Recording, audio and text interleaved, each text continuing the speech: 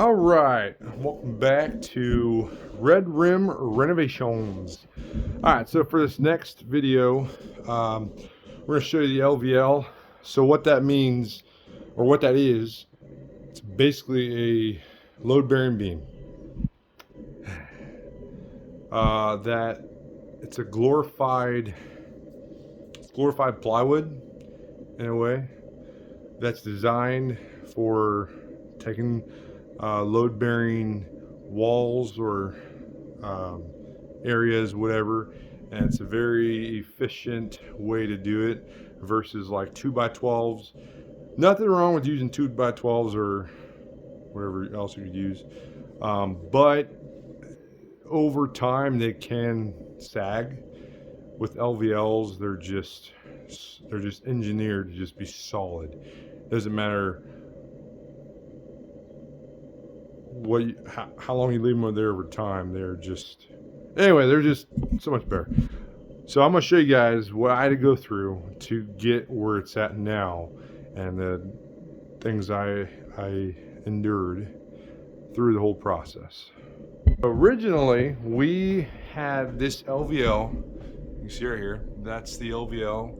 It's about I want to say it's 1 3/4 wide, thick, whatever, this way, by a foot high.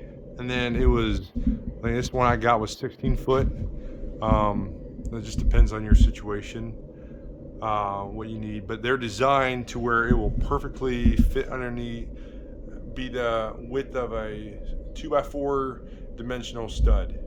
So that way, if you're using your house in a different way, and there's a wall there, you could literally hide it underneath the wall and you'll never see it again, because the thickness, when two of them are put together, is the same size as a 2x4 dimensional stud. So we originally had this LVL below the joists. That is a joist right here.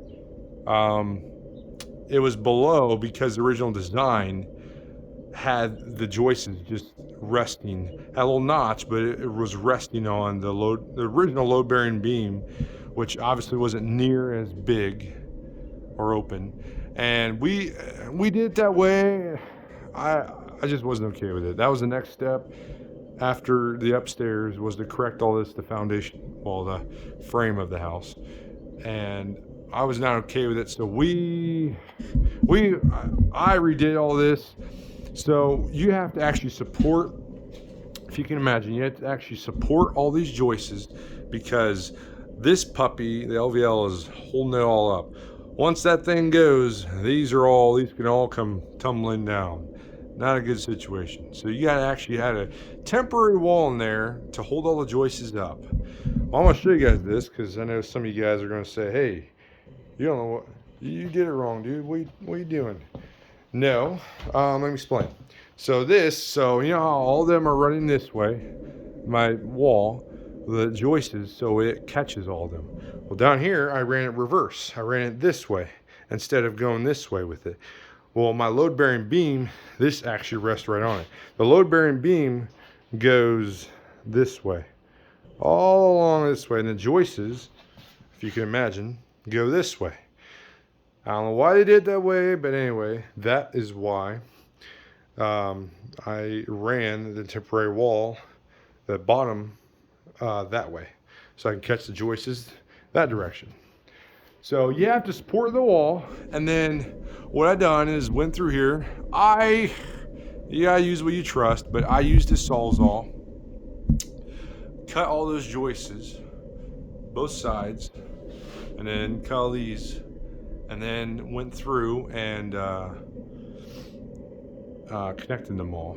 But I actually used the bottle jack and jacked each stud up to where it was flush with that top of the LVL the whole way through. Just to note, if you guys do work on a house this old, I gotta remember where I got my joists from. My joist hangers. So here's a joist hanger. This puppy right here. All this it's a more efficient way to hold the joists up to a load-bearing support. These are actually true 2 inches inside. You will not find these at any hardware store. Well, you might near you, but the main big three, Menards, Home Depot, and Lowe's, you will not. Because they're off of a dimensional, say it was a 2x8 or 2x10, whatever your joists are. They're off a dimensional, which if I remember right is 1.5.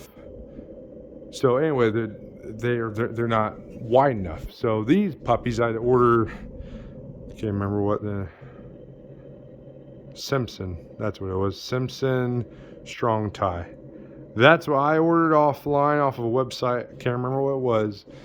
So I order those special, just so you guys know. Otherwise, ones like these where I sister joisted, I was able to use a standard joist hanger for a 2x8. So we got that all recessed up into the wall now. Doesn't show as near much. And yes, I could have changed this up. There's a way I could have made these like 10 inches or even 8 inches long and stack 3 of them together. I think that would have been engineered correct. There's the place I bought them at, they had an engineer calculator, so I know I'm not doing this incorrect. Always never be afraid to ask questions. But anyway, I could have hid that LVL so it was flush with the joists. I personally didn't want that. I wanted to have a beam that kind of sticks out. We're going more for the rustic, I don't know, old style house look. Farmhouse, there we go. Sorry, I was losing term here. Farmhouse look. So I and my wife want the beam showing, so it'd be cool. So anyway, I did it that way, but show you how I supported it. This dude, so from what I'm seeing on code, you take two 2x4s together, as if I remember right, this is called the jack stud. If I remember my terms right, and this is called the king stud. This acts as a jack, like jacking up a car or whatever, and then a king that runs beside it, king stud. If I remember right, that's why I was seeing how it's ran for code. That then tie them in together. I used a little bit of bracketry, but this last joist here I didn't cut. In fact, this is the one that would stay true the most because it's connected to all the studs of the house, and so it'd be very tough for it to sag over time, let's just say that. So I was able to attach the LVL to that one, and then I took a different joist hanger, bent it up, and then we were able to attach it that way. I used the T30 screws, 6-inch, ran them through to tie all these puppies together. Then down below, if y'all can see it, this guy right here, there's the outside beam. I ran that puppy at 45, ran it all the way through as an 8-inch. That way it tied it into a load-bearing beam on the outside of the house. So that worked out. Sorry, I'm still working this thing. So got that tied in, and then down here, just ran a treated 4x6 underneath of that, and then ran some 2x6s on the outside, and it worked out perfectly. Same thing. This is the load-bearing beam right here. You actually can see the original notches of the old 1900 house. I tied it into that, and so this guy's sitting on a load-bearing beam, and then I put a basement jack downstairs, so it is solid as a rock. Yep, that is all for the LVL. I'll show you guys more to get you guys up to date. I'll show you more what I'm doing step by step, so that way I'm not just running through and you're like, hey, hold on, I had a question. I'll answer yours later. Anyway, I'll answer questions. Like I said, not an expert, but I definitely want to show you guys ways that this is possible. I looked at an LVL, and you told me 5 years ago, which I'd probably be like, what's an LVL? But then to tell me that I'd be putting one up in a house, like, no way, man, that looks like a lot. It really, I think we